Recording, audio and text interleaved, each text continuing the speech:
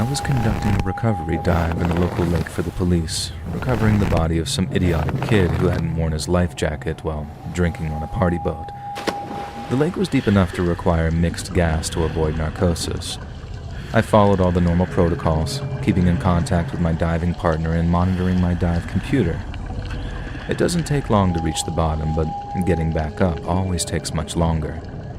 My partner and I split up to cover more ground due to the extremely low visibility. It must have been about 5 minutes before I saw it. A human silhouette, standing upright at the lake's bottom. I swam closer and found him perfectly preserved, without a sign of decay on his body. He was buried in silt up to his shins. It really looked like it could still be alive or had only been dropped into the water a few moments ago. I tied a line to him and started to head back up toward the surface so I could signal the boat to haul up the body. I swam up, letting the line play out behind me until I reached my first safety stop. While I was waiting for my body to decompress further, I noticed that the spool of the line was still being pulled out even though I had stopped. It was completely taut and unspooling at a blistering speed.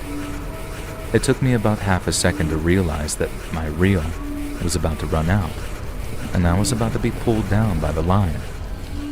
There was a good 900 plus feet on my line, and the speed at which it was being reeled out was so tremendous that as soon as I grabbed it, my hand was split almost completely open to the bone. In retrospect, that was a foolish thing to do, but it was just basic instinct to grab the rope and try to cut it with my knife.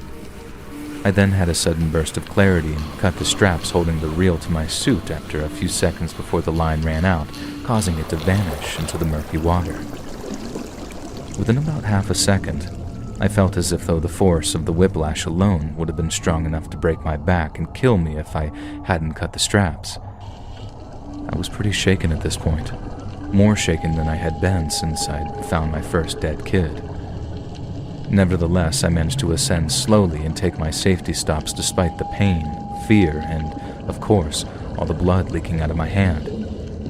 It's a good thing this was a freshwater dive, or I might have been in real trouble on my way up. Anyway, my knee-jerk reaction, and what everyone else told me, was that it was narcosis-fueled hallucinations. Divers see all sorts of crazy things when narcosis kicks in. I've heard stories of fish and squid with human faces. Some guy swears that he was face-to-face with Cthulhu. My point is that narcosis is, to an extent, like temporarily being on DMT, and it can make you see some absolutely insane things. The only thing I could make sense of was how I got the cut on my hand. It's clearly from a rope. It's not clean enough to be from my knife or any other sharp object. The doctor even noticed that I had friction burns all surrounding the cut. So what the heck caused the cut, if I was hallucinating? And if I wasn't hallucinating, what the heck dragged out a line that fast? What really keeps me up at night is that the guy was resting on the bottom of the lake, and my line was going straight down.